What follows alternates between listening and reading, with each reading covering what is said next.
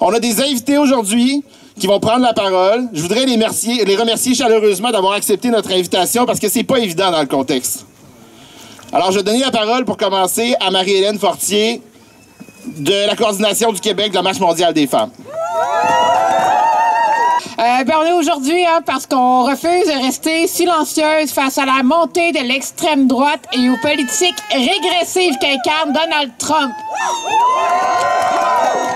À la tête de la plus grande puissance mondiale se trouve un homme reconnu coupable d'agression sexuelle et de fraude par les tribunaux. Je répète, un agresseur, un misogyne, un hostie de danger public. Je souligne ici le droit à la colère. Trump incarne un système qui protège les puissants et méprise les droits des femmes et des personnes marginalisées. Son retour au pouvoir est une menace mondiale car il inspire et légitime des mouvements d'extrême droite qui cherchent à écraser nos luttes et à nous faire taire. À la question à savoir comment les élections américaines nous concernent, une femme nous partageait, mais parce que ça donne du jus aux Richard Martineau, Mathieu Bock-Côté, Joseph Facal et compagnie de ce monde, parce qu'ils ont une tribune et sont assez fins et assez crédibles pour influencer, diviser et propager de plus en plus de haine. Une autre femme, une femme immigrante qui habite le Québec depuis 10 ans, nous témoignait le constat d'une augmentation de racisme et de machisme. Voilà, ça nous concerne. Peu importe où nous vivons, les décisions prises aux États-Unis influencent nos droits, nos conditions de vie et la perception de nos luttes, renforçant les inégalités et menaçant nos acquis. Ce courant d'extrême droite, c'est en Europe, où des partis conservateurs remettent en cause la justice reproductive, s'attaquant directement au droit à l'avortement. Ces attaques concertées fragilisent nos communautés, nos biens communs et criminalisent la mobilisation. Revenons à Trump. Nous dénonçons ses projets concernant la Palestine. Il a proposé de prendre le contrôle de la bande de Gaza, envisageant d'expulser plus de 2 millions de Palestiniennes et Palestiniens pour en faire une destination touristique. Ce projet, qualifié de crime de guerre par des experts internationaux, menace l'avenir du peuple palestinien et anéantit tout espoir d'une paix juste et durable. Nous dénonçons un système qui, au nom du profit, exploite les populations et détruit l'environnement. Nous dénonçons un modèle politique et économique qui appauvrit, divise et perpétue les violences sexistes et racistes. Nous nous mobilisons contre la privatisation de nos services publics, contre les choix économiques qui favorisent une poignée de privilégiés au détriment du bien commun. Nous refusons de voir nos droits reculer.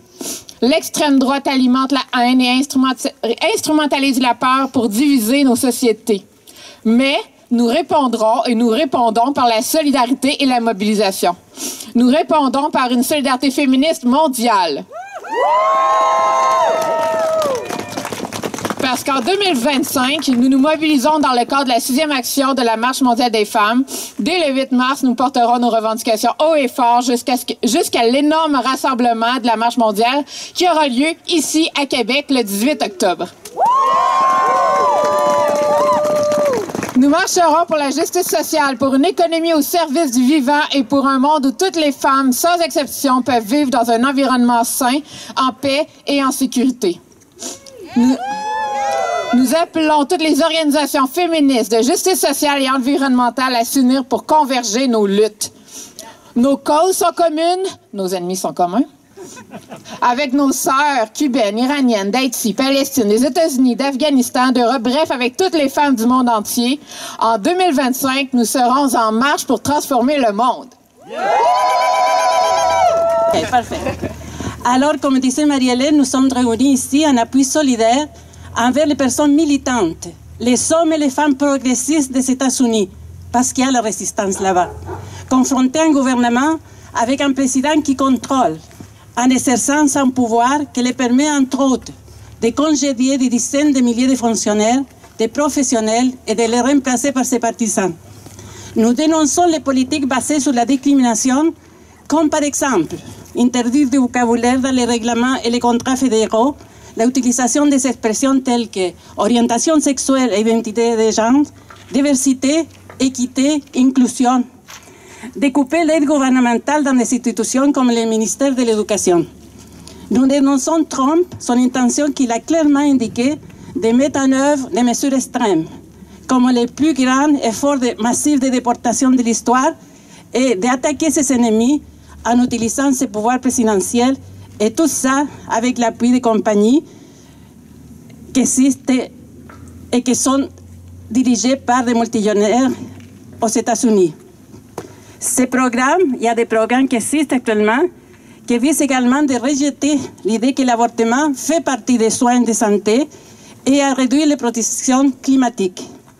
Ils soutiennent également le déploiement des forces militaires pour faciliter les arrestations à la frontière avec le Mexique. Comme militante féministe internationaliste, je me permets de citer Simone de Beauvoir. N'oubliez jamais qu'il suffirait d'une crise politique, économique et religieuse pour que les droits des femmes soient remis en question. Ces droits ne sont jamais acquis. Nous resterons vigilantes un peu partout, mais particulièrement ici à Québec, vigilants et vigilantes. Nous allons rester mobilisés et en action parce que c'est vouloir être libre, c'est vouloir aussi que les autres soient libres. Merci.